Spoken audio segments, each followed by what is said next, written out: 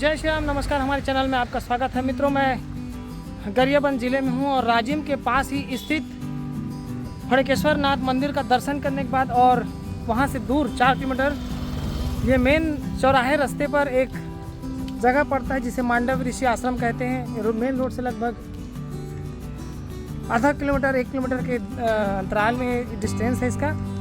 भगवान श्री राम अपने वनवास के दौरान मांडव ऋषि के आश्रम में गए थे, उनसे मुलाकात किए थे।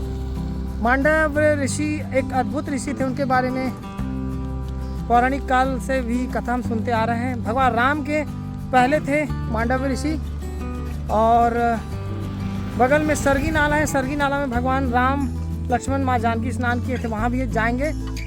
मांडव ऋषि आश्रम, श्री राम वनगमन मार्ग, मांडव आश्रम 500 मीटर। ये देखिए मित्रों, श्री राम वनगमन मार्ग यात्रा के दौरान मुझे बहुत सारे ऐसे आश्रमों में जाने पड़े जहाँ पर भगवान श्री राम गए थे वनगमन के समय। तो मांडव ऋषि के आश्रम में जाते हैं। मित्रों, वर्णन ये मिलता है कि भगवान जहाँ जहाँ गए वनवास में, वो सारी जगह ऋषि मुनियों के जगह थे, स्थान थे। वहाँ पर ऋषि मुनि रहते थे, ध्यान भजन तपस्या करते थे। वहाँ भगवान स्वयं उनसे मिलने जाते थे। तो हम एक और महान ऋषि से मिलने जा रहे हैं, मांडव ऋषि। मित्रों, भगवान श्री राम का वनवास हमेशा से ही जंगलों में, पहाड़ों में रहा है, वनों में रहा है, नदियों, तालाबों और झीलों के बीच रहा है। हमेशा शहर से दूर रहे भगवान और घोर दंड कारण में ही रहे हैं भगवान श्री राम। वो नगर शहर से हमेशा दूर रहते थे और जहाँ भी भगवान श्री राम गए हैं वहाँ पर नदी तालाब का नाम उस मैप में लिखा गया है। डॉक्टर राम अवतार शर्मा जो है दिल्ली के हैं, वो उन्होंने इस वनगमन मार्ग को ढूंढा है और वहाँ पर बोर्ड लगाया है श्री राम वनगमन मार्ग का। हम उन्हें साधुवाद देंगे, जय श्री राम कहेंगे उन्हें, क्योंकि वो कलयुग के दूसरे तुलसीदास हैं जिन्होंने भगवान राम के चरित्र का, उनके वनगमन मार्ग का यहाँ पर वर्णन किया है बोर्ड के माध्यम से, और उसका अनुसरण आप सब कर सकते हैं। मित्रों, मेरी तरह और भी ना जाने कितने लोग श्री राम के वनगमन मार्ग की यात्रा कर रहे हैं, उन सबको जय श्री राम। और आप भी इस वीडियो के माध्यम से श्री राम वनगमन मार्ग की यात्रा कर सकते हैं, जहाँ आप जा सकते हैं, जो पॉसिबल है। तो ये है आश्रम, पता नहीं अभी यहाँ वर्तमान में कौन रहता है।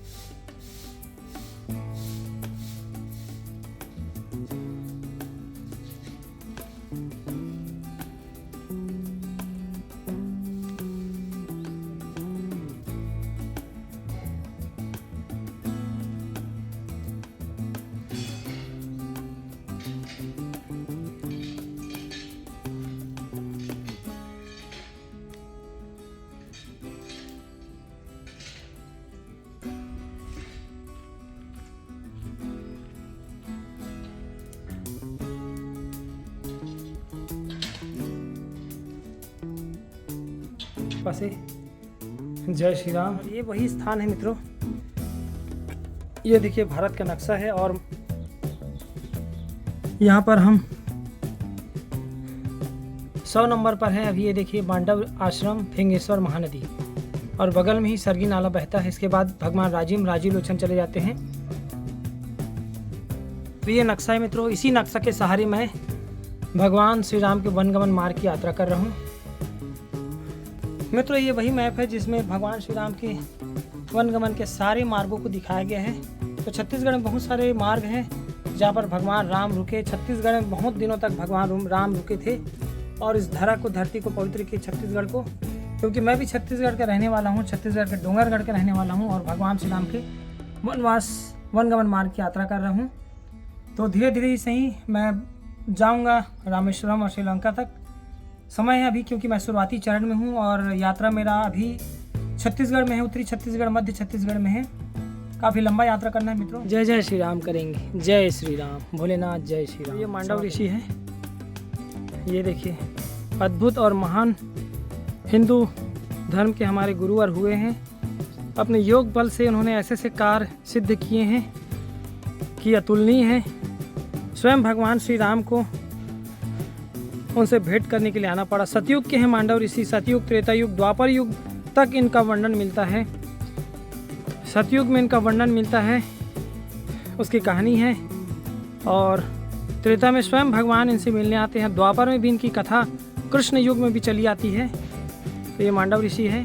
तो इस वक्त मैं मांडव आश्रम में हूँ।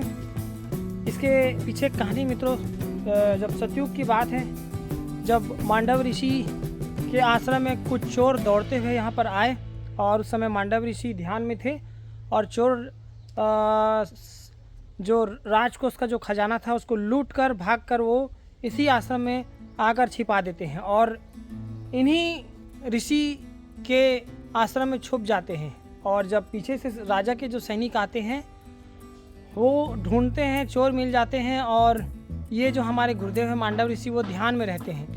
इनको पूछते हैं कि आपने चोरों को देखा, तो ध्यान अवस्था में रहते हैं, वो कुछ बोलते नहीं हैं। तो चोर पकड़े जाते हैं, और इन मांडव ऋषि को भी अपराध समझकर इनको भी राजा के पास ले जाते हैं, और कहते हैं कि मांडव ऋषि के आश्रम में यही चोर जो थे छुपे थे, और इन्होंने राजकोष का जो माल खजाना था इनके आश्रम में छुपा दिया था। तो गुरुदेव तो कुछ नहीं कहते, वो कहते हैं कि मैं ये सब नहीं जानता, और चोर पकड़े जाते हैं। उसके बाद राजा कुछ दोस्त समझकर इनको अपराध समझकर इनको सूल में बैठाने का आदेश देते हैं। जब सूल में उन्हें बैठा दिया जाता है, नोक में, कांटा के नोक में सूल होता है भाले जैसा, उसके नोक में बिठा दिया जाता है। तो ये तो प्रतापी थे, दिव्य शक्ति वाले थे, तपस्वी थे, तो इन्हें कुछ हुआ नहीं। वो सूल के नोक के ऊपर में बैठ गए। ये जो सूल है उसके नोक के ऊपर में बैठ गए।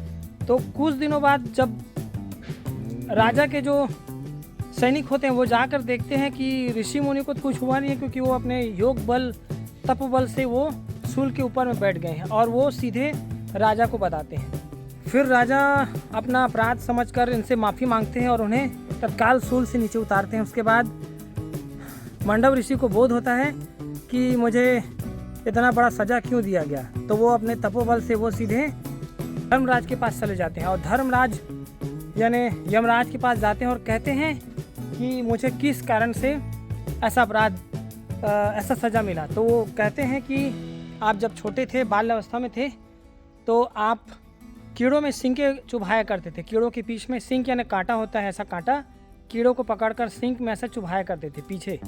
तो उसके अपराध के कारण आपको ऐसा दंड मिला। तो गुरुवर कहते हैं कि मैं उस समय बाल अवस्था में था, मुझे ज्ञान नहीं था क्या पाप है और क्या पुण्य है, क्या धर्म है क्या धर्म, मुझे इस चीज़ का ज्ञान नहीं था। लेकिन मुझे इसकी बड़ी सज़ा मिल रही है जो ठीक नहीं है, क्योंकि मैं बाल अवस्था था। बाल अवस्था में 14 वर्ष तक बच्चों को कोई बोध नहीं होता, तो वो क्षमा योग्य होता है। तो ये जो गुरुवर होते हैं गुस्से में उनको श्राप दे देते हैं कि तुम पृथ्वी लोक में द्वापर युग में शूद्र योनि में जन्म लोगे, और जो कठिनाई मुझे हुई है, जो तकलीफ मुझे हुई है, तुमको वही तकलीफ कल द्वापर युग में होगी। जब भगवान कृष्ण अवतार लेंगे तब तुम्हारा उद्धार करेंगे। तो उन्हें द्वापर युग में विदुर के रूप में जन्म लेना पड़ता है। वही विदुर है जिनको शूद्र योनि मिलती है, और भगवान कृष्ण जब अवतार लेते हैं तो उनका उद्धार करते हैं। भगवान कृष्ण समझ जाते हैं कि मांडव ऋषि के द्वारा ये साबित है, और मांडव ऋषि जानते थे कि जब ये द्वापर युग में जन्म लेंगे तो भगवान कृष्ण का भी अवतार होगा, और उसी अवतार में इनका उद्धार होगा। तो विदुर जी भगवान कृष्ण को अपनी कथा बताते हैं, तो भगवान समझ जाते हैं, क्योंकि वो तो स्वयं अंतर्यामी हैं। उन्हें भगवान कृष्ण भी बताते हैं कि तुमने पूर्व जन्म में तुम्हारे से ऐसा अपराध हुआ है, मांडव ऋषि ने तुम्हें श्राप दिया है। जब आप धर्मात्मा थे, यमराज थे, तो तुम्हारा उद्धार मेरे द्वारा है। तो कृष्ण उनका उद्धार करते हैं और उनको पापों से मुक्ति देते हैं। फिर वो धर्मराज बनकर, यमराज बनकर वो चले जाते हैं। तो मित्रों ये कहानी है मांडव ऋषि की, और मांडव ऋषि अभी भी है, कहते हैं कल्पांत जीवी हैं, ये अमर है, ये इनका कोई वो नहीं है, क्योंकि ये सतयुग में भी जिंदा थे, त्रेता में भी जिंदा थे, द्वापर में भी जिंदा हैं, और कलयुग में भी ये जीवित हैं, लेकिन ये अदृश्य है। तो इनको अगर हम ध्यान करेंगे मांडव ऋषि का, तो ये हमें ज़रूर दर्शन देंगे और हमें मिलेंगे। तो भगवान श्री राम की जय। तो ये है कहानी यहाँ की मांडव ऋषि की, ये आश्रम है मित्रों, वही सरगी नाला है जो ठीक आश्रम के पीछे है। कहते हैं कि भगवान श्री राम जब इस आश्रम में आए थे तो इन्हीं सरगी नाला में वो स्नान किया करते थे, ध्यान किया करते थे। ये देखिए राम लिखा है, जय श्री राम जय श्री राम। यहाँ पर धनुष बाण का चिन्ह है और यहाँ सीताराम लिखा है। हम भी सीताराम का नाला है। तो यहाँ पर ऋषि मुनि यहीं स्नान करते हैं इसी जल से, और जल का स्पर्श हम करेंगे ज़रूर।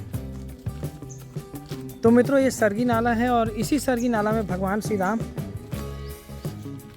स्नान किया करते थे।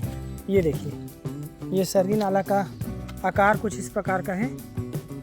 ये देखिए यही नाला है सरगी नाला, और पवित्र जल है जहाँ स्वयं भगवान राम स्नान ध्यान किए हैं। हम चलते हैं आगे राजेंद्र की ओर और वहाँ से जाएंगे हम रुद्री। तो मिलते हैं आगे अगले भगवान श्री राम के वनगमन के पड़ाव में।